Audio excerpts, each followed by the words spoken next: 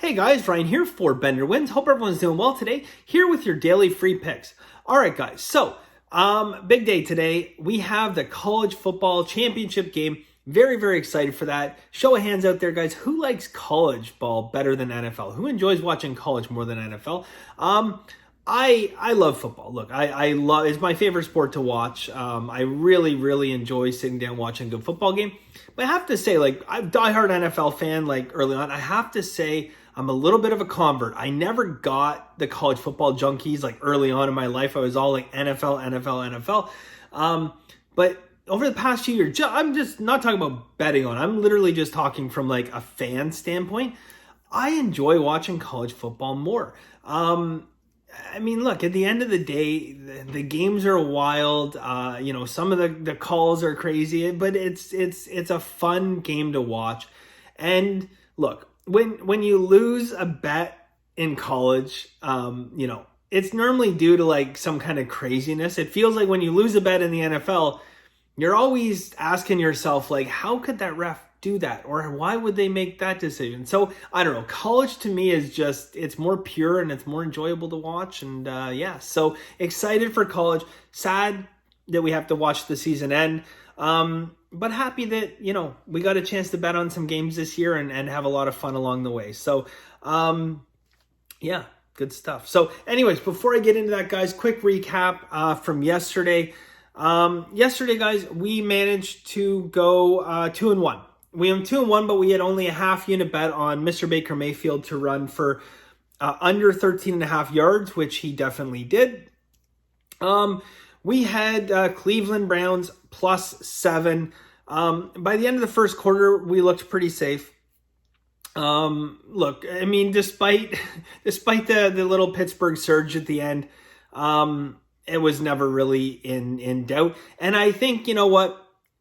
This Cleveland victory here, guys, it I guess, for lack of a better term, just kind of it proves, I don't know. Some people might argue this, but look, I said when they were sitting at 9-0 or 10-0, I mean, I started here like almost weekly telling you guys that this Pittsburgh team was a fraud. I said they were at 10-0. They were the absolute worst 10-0 team of all time. And, I think that, we started to see over the past number of weeks what this team is really about. And when they're not playing, glorified college teams, then, whooping on Jacksonville and whooping on, the Jets when the Jets were playing how they were playing at the beginning of the year. I don't know. I couldn't get behind a team like that. So anyways, look, we got the win there. It's so nice. Like, look, when we got a 7-point dog, we bought that line up a half point. The line actually dropped down to 5.5, but we had it at 6.5. We bought up to +7. And then first play of the game to get 7 on the board is pretty good, especially in the circumstances how we got it. All right. Now, the system I gave you guys yesterday, I said, look, comes in 72.1%. We're going to definitely utilize that again as this playoff continue. That's only a playoff system, by the way. I think I specified that, but I'm not 100% sure. Only in the playoffs can you use that. We used it on Chicago, +10.5 as well. Look, Chicago never really got it going at any point in the game. There was definitely some key times. Now, the system I gave you guys, I didn't mention this yesterday. It actually won the previous 6 games in a row. And then Chicago was his first loss in this last 7 games on that system. And then Cleveland started a new winning streak. So hopefully that winning streak, we can go, another 6 or 7. But I'll tell you something. And again, you have to take my word for this, guys. When you go 0 for 11 on 3rd and 4th down conversions, you're not going to win many games. On the defensive side of the ball, look, I thought Chicago played pretty well. I thought the defense, kept bailing them out time and time again, especially against an explosive New Orleans offense. And I mean, some people might question if Breeze is 100% or if he isn't. But at the end of the day, look, I felt the defense did what they needed to do to give this team a chance to win. On the offensive side of the ball, it was a bit of a disaster, and there is a little bit of an asterisk that I will say on the defensive side. The only real, I guess we'll call it fuckery that you could come up with in this game. That guy jumping offside, very, very costly, very costly. That ultimately it could have been a difference really for us. I mean, they scored a touchdown that otherwise if the guy doesn't jump offside, they're kicking. And you saw how the coach was after. I mean, the entire world knew that ball wasn't getting snapped. So, anyways, he didn't. The defensive player didn't. So anyways, offense though. Like I said, guys, I think they ended up getting one or two third down conversions on the last drive of the game, or maybe even one, I don't know. But going in like late in the fourth quarter, they were 0 for 11 on third and fourth down. Well, 0 for 10 on third down conversions, 0 for 1 on fourth down conversions. You're not going to win many games or cover many spreads doing that. That drop pass in the end zone. So anyways, look, bottom line is we got the loss. That's the bottom line on that, guys. So, Masterclass, not a bad day. Again, bit of winning day. We had a couple close ones. We had San Jose State plus 14. They ended up missing that spread by 1. Other than that, we had a winning day. So, good. All right, let's get into it, guys. Here's what I got today. I'm going to give you guys just a little bit of a breakdown on the game, OSU Bama. I have 4 plays for you guys. I have 1 play in the game. I have 1 play in NBA, and I have 2 college basketball plays. Masterclass, I have 5 props. I've spent entirely too much time on this game. Way too much time on this game. But I'll come up with some props. So I have 5 props. Those are all going to go in Masterclass. So if you guys are interested, there's player props, team props, etc. But spent a lot of time in it. So going to be 4 free picks today. And then there's going to be 5 player props in Masterclass. All right. So if you're interested in Masterclass, guys, go to bettor.com. It's $99 a month. It gets you my full card of picks every single day, as well as all the Masterclass educational videos. So look, for $3 a day, you're not going to go too wrong, right? So let's get cracking here, guys. All right. So here's the situation in this in the Bama game. I said this a little while ago, guys. I was disappointed that Ohio State blew out Clemson. I was disappointed because I like this Ohio State team. I mean, I really like this Ohio State team. And I know the world is not really giving them much of a shot in this game, but it was my sincere hope that OSU won last week to move on. And in winning, I hope they were going to, squeak out a 3-point win or maybe, a touchdown win. But the blowout, guys, ultimately cost us the ability to bet on this. Now, as a professional sports bettor, guys, we have to look at numbers and we have to look at value. I was waiting and hoping all week that we were going to get this line, somehow pumped up to cross over 10, and it just never got there.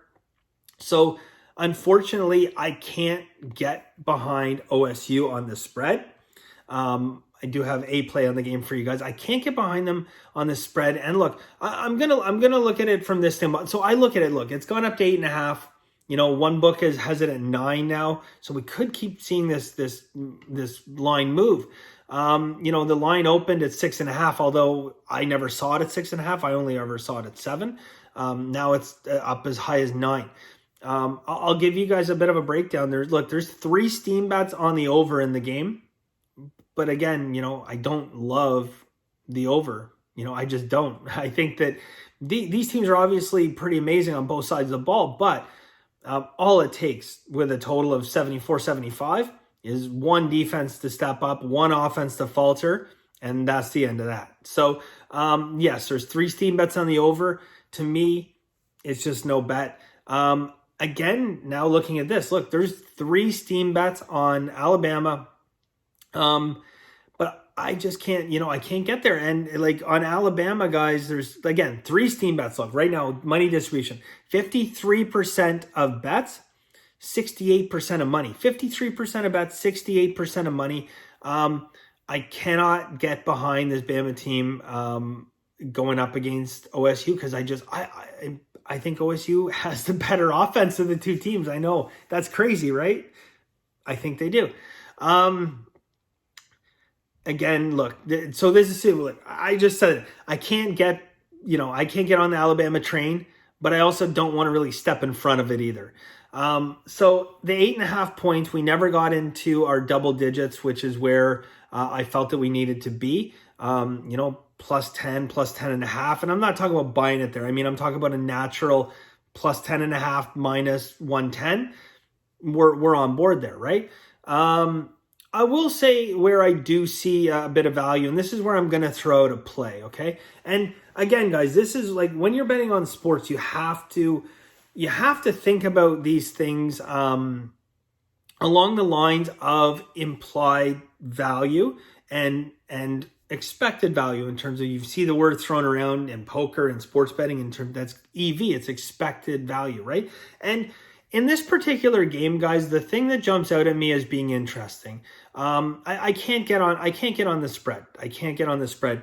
But the money line at plus 285, I can get behind because that represents a 26% implied odds. So at 26%, that means that to break even, OSU has to win this game 1 out of 4 times, okay? Now, I would say in most part, when you have 2 incredible offenses, 2 great defenses, where in my thinking, I actually believe, and I really do believe this, that the OSU offense is better. Do they have a chance to win 1 out of 4 games? And that's where I see a significant amount of value in this game. And I would say yes. So the 8.5 points, if we take 8.5 points, what do we have to win? We have to win 52.4% of the time. 52.4% of the time. If reduced juice, you'd have to win 51.2% of the time. But on the money line, guys, where if OSU covers at 8.5 points, often they're going to win this game outright. Dropping that down to a break even of only 26% is where I see significant value in the game, guys. So I'm going to place a bet money line plus 285 on OSU because that's the only way it can get there. I like this OSU team. I think they're a great team, and just from a value standpoint, I think playing them on the money line that's the best play for me. So I will tell you guys straight up, it is not a popular belief among other sharps, as you can see by the fact that there's multiple steam bets. But I will say this, those steam bets came in at low numbers, okay? I mean, lower to compared to where they are now. We're getting the value of plus 285 after those steam bets have already been played. So, if we're betting this as soon as that line opens, we're not getting 285. So that is additional value in our pocket. And that ultimately, when we start looking at implied odds, when we get that higher, that plus 285, we're no longer having to win 32, 33% to break even, right? Or 34%. No, now we're only having to win 26%, guys. 1 out of 4 times OSU finds a way to win this game. Especially a high-scoring game like this, guys, crazy things can happen. So what do we do in sports betting? Long picture, big picture. That's what we're doing. Okay. So sorry for the long explanation, guys, but I think most of you guys will probably, if you're here for the educational purposes, you'll like it. So, that's my thinking on the game. And that's, I think, how you have to approach some of these bets, is just saying that, at 8.5, the value's just not there. We want the double digits. And as professional sports bettors, we do not settle. Okay. We do not settle when we say, okay, look, we find value at this number, then, we're going to take it. If we don't get there, we don't say, oh, well, close enough. No, that's not how it works.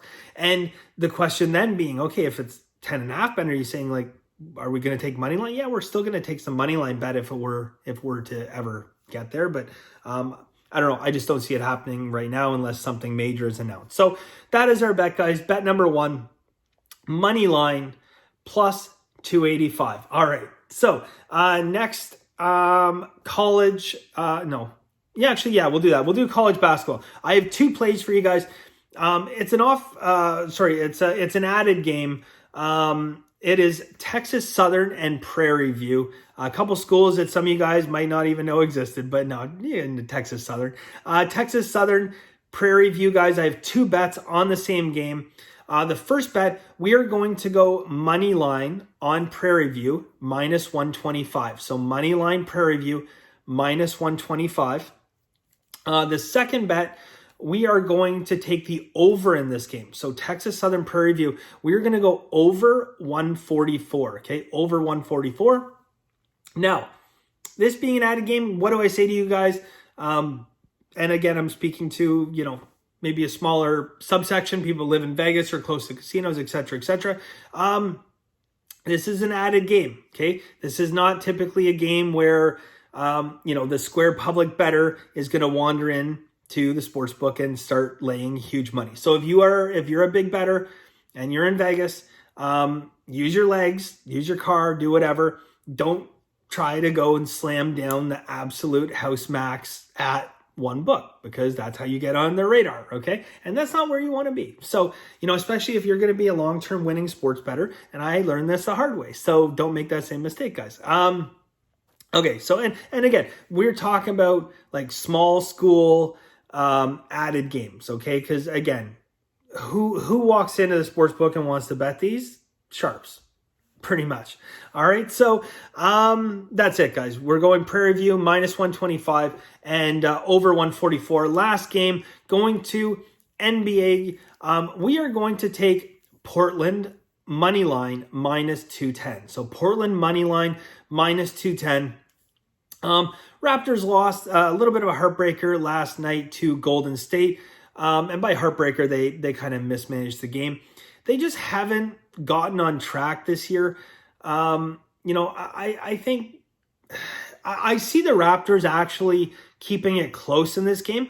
I'm actually considering, it's crazy to say, I'm considering possibly even putting a very small money line bet on the Raptors first half.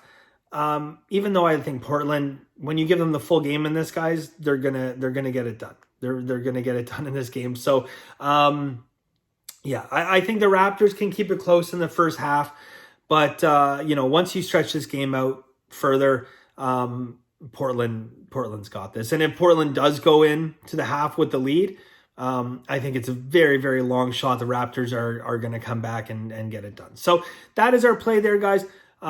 Portland minus 210. And that's it for today, guys. So look, if you're interested again in Masterclass, I have 5 props for the big game.